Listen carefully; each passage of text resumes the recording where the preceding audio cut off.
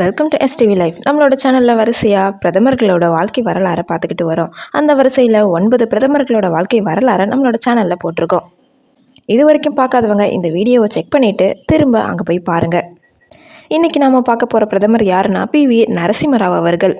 1991 வருஷம் ஜூன் மாதம் இந்தியா ஒரு மிகப்பெரிய சுனாமியின் விளிம்பில் இருந்துச்சு. நாட்டின் அந்நிய செலாவணி கையிருப்பு வெறும் $1.1 பில்லியன் குறைஞ்சது. அதாவது அடுத்து 15 நாட்களுக்கு தேவையான பெட்ரோல் மற்றும் அத்தியாவசிய பொருட்கள் இறக்குமதி செய்யக்கூட நம்மிடம் பணம் கிடையாது.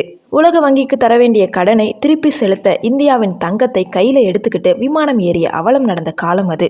அப்படிப்பட்ட ஒரு இக்கட்டான சூழலில் தான் ஒரு அமைதியான மனிதர் பிரதமராக பொறுப்பேற்கிறாரு. அவர் தான் PV நரசிம்மராவ் அவர்கள். அவர்களோட வாழ்க்கை வரலாறை பார்க்குறதுக்கு முன்னாடி நம்மளோட சேனலை ஃபர்ஸ்ட் டைம் விசிட் பண்ணுறீங்கன்னா இந்த வீடியோக்கு ஒரு லைக் போட்டு மறக்காமல் சப்ஸ்கிரைப் பண்ணிக்கோங்க. வாங்க வீடியோக்குள்ளே போகலாம். PV நரசிம்மராவ் அவர்கள் இவர் வெறும் அரசியல்வாதி மட்டும் கிடையாது. 17 மொழிகளை கற்றுத் தேர்ந்த ஒரு மகா மேதை. கவிதை, இலக்கியம், சட்டம் என அனைத்திலையுமே புலமை பெற்றவர். ஆந்திராவின் கரீம் நகரில் பிறந்து சுதந்திர போராட்ட களத்தில் குதித்து பின்னர் ஆந்திர முதலமைச்சராக பணியாற்றியவர். சாணக்கியன் என்று அழைக்கப்பட்ட இவரின் கூர்மையான அறிவுதான் அன்னைக்கு மூழ்கி கொண்டிருந்த இந்திய கப்பலை காப்பாற்றப் போகிறது என்று அப்போது யாருமே நினைக்கல. உண்மையை சொல்லணும்னா 1991 தேர்தலுக்கு முன்னாடியே ராவ் அவர்கள் அரசியலிருந்து ஓய்வு பெறலான்னு முடிவு செஞ்சிட்டாரு. தனது புத்தகங்களை எடுத்துக்கிட்டு ஹைதராபாத் செல்ல தயாராக இருந்தவரை ராஜீவ்காந்தியின் மரணம் மீண்டும் டெல்லிக்கு இழுத்து வந்துச்சு. எதிர்பாராத விதமாக பிரதமரான இவர் ஒரு சிறுபான்மை அரசை வைத்துக்கிட்டு எப்படி நாட்டை ஆளப்போகிறார் என்று அனைவரும் ஏளனம் செஞ்சாங்க. ஆனால் அவர் தன்னோட மௌனத்தையே ஆயுதமாக்கினார். பிரதமர் ஆனோனையே நரசிம்மராவ் அவர்கள் முதல் அதிரடி முடிவு என்ன தெரியுமா? ஒரு அரசியல்வாதியை நிதியமைச்சராக போடாமல் பொருளாதார நிபுணராக டாக்டர் மன்மோகன் சிங்கை அந்த பதவியில் அமர்த்தியது தான். நாட்டை மாற்றுறதுக்கு உங்களுக்கு முழு சுதந்திரம் தரேன், பின்னாடி நான் இருக்கேன் அப்படின்னு மன்மோகன் சிங்கிற்கு தைரியம் கொடுத்தாரு. இவங்களோட 2 பேரோட கூட்டணியும் தான் இன்றைய நவீன இந்தியாவின் இரட்டை குழல் துப்பாக்கினே சொல்லலாம். அப்போ இந்தியாவில் ஒரு தொழில் தொடங்க வேண்டும்னா அரசாங்கத்திடம் நூற்றுக்கணக்கான அனுமதி வாங்க வேண்டும். நரசிம்மராவ் அந்த பழைய முறையை ஒரே அடியில் தகர்த்தாரு. தாராளமயமாக்கல் என்ற கொள்கையை கொண்டு வந்து தொழில் தொடங்குவதை எளிமையாக்கினாரு. வெளிநாட்டு நிறுவனங்கள் இந்தியாவுக்குள் வர வழிவகை செஞ்சாரு.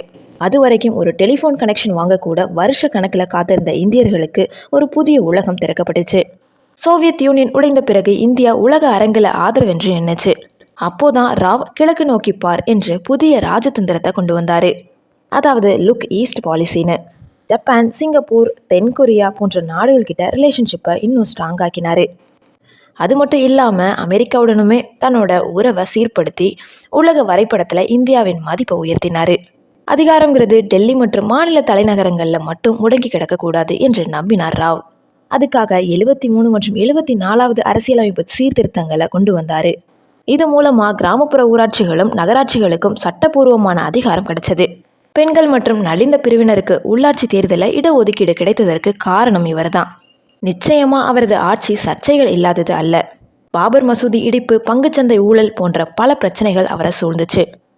எதிர்க்கட்சிகள் அவரை விமர்சித்த போது அவர் கலங்கல. பல மொழிகள் தெரிந்தவர் என்றாலுமே பல சமயங்களில் அவர் மௌனமாகவே இருந்தார்.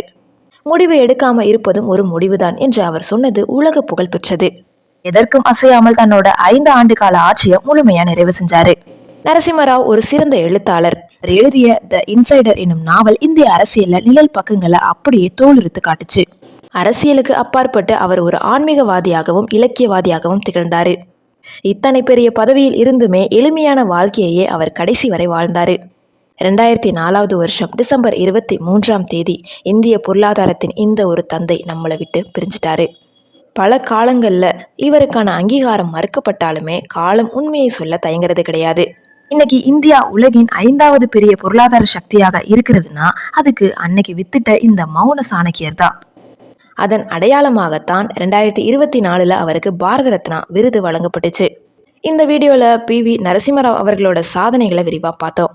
இந்த இன்ஃபர்மேஷன் உங்களுக்கு யூஸ்ஃபுல்லாக இருந்திருக்கும்னு நினைக்கிறேன். இந்த வீடியோ பிடிச்சிருந்துச்சுன்னா லைக் பண்ணுங்கள், கமெண்ட் பண்ணுங்கள், ஷேர் பண்ணுங்கள். சப்ஸ்கிரைப் பண்ணாமல் பார்த்துக்கிட்டு இருந்தீங்கன்னா ப்ளீஸ் சப்ஸ்கிரைப் பண்ணிக்கோங்க. தேங்க்யூ ஸோ மச் ஃபார் வாட்சிங். அதே போல் PV நரசிம்மராவ் அவர்களை பற்றி நீங்கள் என்ன நினைக்கிறீங்கன்றதையும் கமெண்ட் செக்ஷனில் சொல்லுங்கள்.